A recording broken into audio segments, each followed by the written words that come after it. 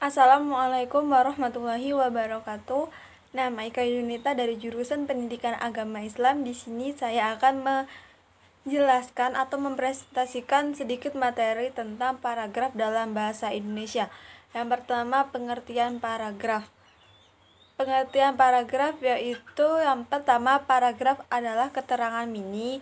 Paragraf adalah bahasa tulis yang terdiri dari beberapa kalimat yang tersusun secara runtut, logis, dalam satu kesatuan ide yang tersusun secara lengkap, utuh, dan padu. Yang ketiga, paragraf adalah bagian dari suatu kerangka yang terdiri dari sejumlah kalimat yang mengungkapkan satuan informasi dengan pikiran utama sebagai pengendalinya dan pikiran penegas sebagai pendukungnya.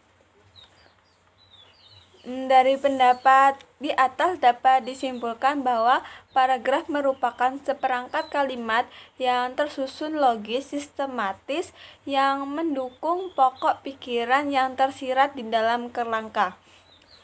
Berikutnya ada jenis-jenis paragraf. Yang pertama, paragraf berdasarkan jenis ceritanya, yaitu ada paragraf narasi. Paragraf narasi merupakan paragraf yang menceritakan suatu kejadian berdasarkan urutan waktunya.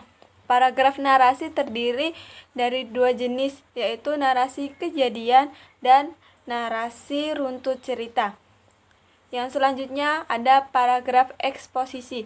Paragraf eksposisi adalah paragraf yang bertujuan untuk memaparkan atau menyampaikan informasi, menjelaskan, dan juga menerangkan suatu topik kepada orang lain. Tujuan paragraf ini adalah untuk memberikan informasi kepada orang lain.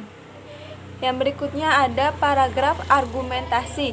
Adalah paragraf yang digunakan untuk mengungkapkan ide, gagasan, ataupun pendapat penulis yang disertai bukti dan juga fakta. Paragraf ini ditujukan untuk menyampaikan orang lain bahwa ide atau gagasan dan pendapat tersebut benar adanya. Yang selanjutnya adalah paragraf persuasi.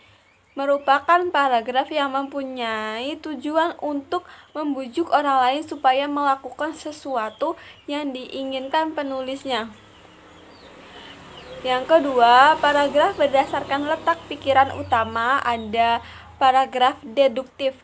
Merupakan paragraf yang kalimat utamanya terletak di awal paragraf dan untuk kalimat penjelasnya diletakkan setelah kalimat utama. Yang kedua ada paragraf induktif. Merupakan paragraf yang kalimat utamanya terletak di akhir paragraf dan kalimat penjelasnya diletakkan sebelum kalimat utama. Yang selanjutnya ada paragraf interaktif.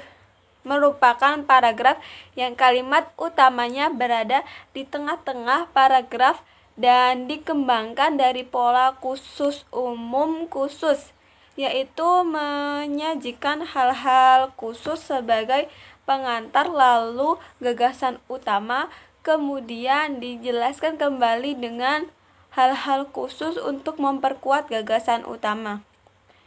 Yang berikutnya, yang terakhir, yaitu ada paragraf campuran. Merupakan paragraf yang kalimat utamanya terletak di awal dan di akhir paragraf, sedangkan kalimat penjelasnya berada di tengah-tengah paragraf. Selanjutnya, ada ciri-ciri paragraf. Ada beberapa macam ciri atau karakteristik paragraf.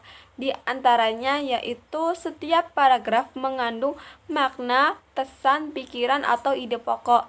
Yang kedua, paragraf biasanya dibangun oleh sejumlah kalimat. Yang ketiga, paragraf adalah satu kesatuan ekspresi pikiran. Yang keempat, paragraf adalah satuan koheren dan pendapat. Dan yang terakhir, kalimat-kalimat paragraf tersusun secara logis sistematis. Berdasarkan ciri-ciri tersebut, dapat dikatakan bahwa paragraf merupakan kumpulan beberapa kalimat yang tersusun secara logis dan sistematis yang memiliki satu kesatuan gagasan. Selanjutnya, syarat-syarat pembentukan paragraf. Yang pertama ada kesatuan, selanjutnya ada kepaduan, yang berikutnya ada kelengkapan. Jadi dapat disimpulkan bahwa paragraf merupakan seperangkat kalimat yang tersusun logis sistematis yang mendukung pokok pikiran yang tersirat di dalam kerangka. Dalam hierarki kebahasaan, paragraf merupakan suatu yang lebih tinggi atau lebih luas dari kalimat. Paragraf berguna untuk menandai pembukaan topik baru, misalkan gagasan pokok atau suatu dengan lainnya. Cukup sekian materi yang dapat saya sampaikan. Kurang dan lebihnya saya mohon maaf. Saya akhiri. Wassalamualaikum warahmatullahi wabarakatuh.